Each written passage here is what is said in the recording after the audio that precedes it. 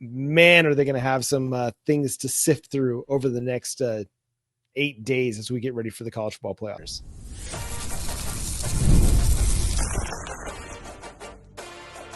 You are Locked On Sooners, your daily podcast on the Oklahoma Sooners. Part of the Locked On Podcast Network, your team every day. Once again, thanks for making Locked On Sooners your first listen every single day. Shout out to all the everydayers out there. Tune in and subscribe to the show wherever you get your podcasts. We're part of the Locked On Podcast Network, your team every day. And as the Oklahoma Sooners get ready for their first college football playoff game since 2019, their first opportunity to host a playoff game in this 12-team playoff field, the Alabama Crimson Tide may have a thing to concern themselves with. So if you haven't seen the news, Sharon Moore got fired from the Michigan Wolverines. We're not going to dive into all of the details of what led to that firing. Just know that he is no longer going to be coaching there. If you want to go Google it, feel free to. The guy's not having a great week. Let's just say that. Yeah. But the first name that popped up after this was Kalen DeBoer, and it's believed that Michigan is going to be targeting him, and he's their top target to pull as their next head coach. Yeah, it's going to be an interesting next few days, and we've been hearing Kalen DeBoer's name in a lot of jobs. I remember hearing him for the Penn State job at some capacities. I've heard about DeBoer. Possibly now the conversation is him in Michigan, and I wouldn't doubt it. Literally all the big boards has DeBoer on there, and people are wondering, a lot of people are asking, well, why would he want to leave Alabama? Alabama's one of the best jobs out there. Totally understand it. It's a great job. It's one of those jobs that, the good thing is people don't get fired from the Alabama job. They usually leave because they just can't handle too much of the pressure. The Dennis Frayson bounced away because after he went 10-3 and realized it just wasn't for him, so he went to Texas A&M. You got Nick Saban forever, and he got tired of coaching, so he went ahead and retired. That's kind of what happens at Alabama. It's not a situation where you get fired. It's a situation where you're like, you know what? I don't want to deal with this pressure no more. I'm going to go somewhere else where I can coach and doesn't feel like I'm going to have a brick thrown in my car if I lose a game on accident, right? So don't think of it as a situation where he doesn't like the job. It's really hard to coach in Tuscaloosa. It's probably one of the worst jobs in college football while also being the best job in college football. Everybody pours into you, but they really pour into you. Yeah, you're going to be loved or you're going to be hated. And going 9-3 is enough to get you hated in Tuscaloosa, especially following Nick Saban. That was an impossible task, and I respect Kalen DeBoer for believing enough in himself to take that on, because that alone made the job so much more pressure-packed than it just being the head coach at Alabama. If you'd have been the second guy after Nick Saban, it still would be incredibly pressure-packed because it's Alabama. But to follow Saban just makes it so much more pressure. But yeah, why would he go to Michigan?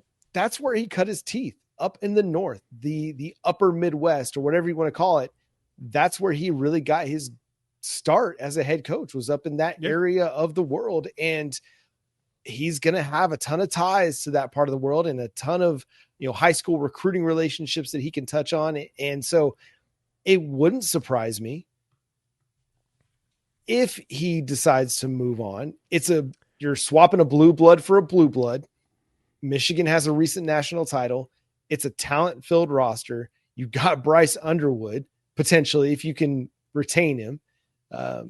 There's just a lot to like about that job, potentially. You're not going to have to deal with the same rigors of a schedule that you deal with in the SEC. The Big Ten just doesn't have the same schedule. Now, he'd have to play Oklahoma again next year, which right now Oklahoma's got him in a bit of a blender, so he may not be too excited about that. But that Michigan job, go look at Ohio State's schedule or Indiana's schedule or Oregon's schedule. The path to the college football playoff is much cleaner up in the Big Ten than it is in the SEC. It is. It is, especially the way things are shaped up and the way that the game is played up there. Heck, Caleb Downs talked about it He was having a conversation, the All-American safety for Ohio State. He was like, yeah, you don't have to prepare as much here in the Big Ten as you did in the SEC because, the SEC grind and all of that. And so, I mean, SEC grind is true. Luckily, Oklahoma's built for that. So, y'all didn't think we were, but we are. So that's always a plus to have there. But no, I think this adds distractions. There's rumors floating around social media that Ty Simpson is still dealing with some pains in his back. And they're floating like crazy. Like, the whispers are getting really loud right now about how injured Alabama is. I don't know what's true and what's not. There's still a lot of things to sift through to figure out what it is. We'll know probably around the time we get our injury update next week, if we get one. Since it's not an actual SEC game, we may not even get an injury report next Wednesday or Tuesday. But besides that, I mean, that truly matter. If he is dealing with some problems and some ailments, it's going to be terrifying for them going into this game. Now, we know that R. Mason Thomas is expected to make a return in that game. I mean, we anticipated it's about 6 to 7 weeks since he was injured, but there's no guarantee he'll play. There's no guarantee he'll play this one. It could be another week out. They may try to win without him in this one and then hold him off and bring him in for the Indiana game, where Indiana has to really prepare for every single player we have. Cool. We'll see if that looks like that, though, John. But to me, if Alabama has got all this noise continuously going around them, man, it could be enough of a distraction to where it throws everybody off, to where that game could end up being in Oklahoma's lap very, very early. Yeah, if this lingers on into next week, I don't know how it doesn't become a distraction. Right. The coaching stuff. Ty Simpson's going to play, whether he's 100% healthy or even 50% healthy. He's going to play in that game. He'll pour some tussin on it. He'll be good. They will have him ready. It's potentially his last college football game. Yes, he's got an NFL future to think about, but football players are going to play football. So he's going to play in that one. And he's been battling. He's been battling all year long, carrying this Alabama football team. He's going to go into this one and try and help them win this football game. Yeah. But he's tough. If he's not healthy, that's not going to bode well. If it's a cold, windy night in Norman, that's not going to bode well. What's going to tighten up a back quicker than anything? Cold. Oh yeah. And it's going to be here. And it gets drafty.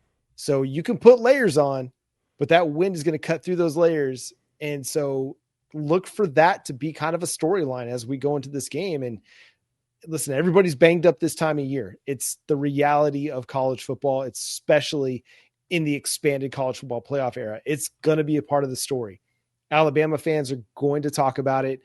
It's okay. It's not them making excuses, win or lose. It just is.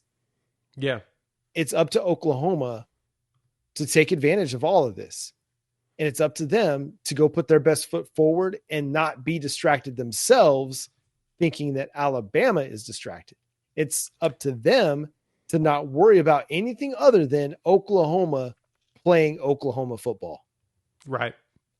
We just got to go out there and just be physical. And if he is dealing with something with his back or body, make him tighten up, make him want to get rid of that ball quick. And we got to be prepared for those quick passes, and especially if the tight end comes back and plays. I know that he's been dealing with Cuevas stuff was awesome against us.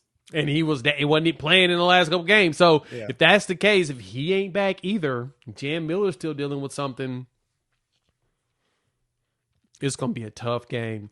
For Oklahoma, it's getting healthy is critical, which it feels like we're starting to get better and better. Material's starting to step his game up more. You're starting to see more numbers out of him. I mean, he's getting a little still more reckless with the passing, but, get used to it. That's his game. It's who he's going to be for the next 2 years, this year and next season. But he's starting to get better at getting the ball out, finding dudes open, getting some touchdowns, getting some deep passes, finding some busted plays. We should see more of those potentially. But, yeah, the biggest thing is going to be cutting those passes through the wind. And I think he'll be cut out to be able to handle it here or whatnot. He played at Washington State. Up there in Pullman, they had some crazy weather as well. But all I know is this defense is going to be turned up. They're going to be ready to go against Bama. We got to make sure that they're off the field as often as possible, and we're just running down their throat with our big backs.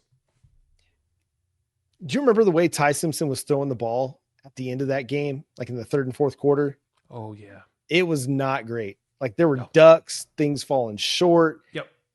If he's dealing with something and then he has to also throw in an Oklahoma wind, big yikes, my guy. We'll break this game down more. We'll have a crossover with our guys, Jimmy Stein and Luke Robinson of Locked on Bama for you next week. We got some weekend shows coming for you as well. We're going to talk Oklahoma recruiting with Brian Smith of The Portal here on the Locked on Network. We're also digging into the college football playoff a little bit more with our guy, Chris Gordy of Locked on SEC. So tune in for those shows on Saturday and on Sunday to just give you some extra college football action and talk for the weekend. We're 8 days out from Oklahoma hosting a college football playoff game. And I know you're pumped. We're pumped. So we're trying to bring all the college football talk to you as much as we can as we get excited for this one. But make sure you go check out Jay's work over at Unfair Sports. Go check out his channel and follow and subscribe over there as well. You can follow me at John9Williams and read my work covering the Sooners over at SoonersWire.com. The show is at Locked on Sooners on all of your favorite social media platforms. But until next time, he's Jay Smith. I'm John Williams. We'll talk to you then. Boomer Sooner.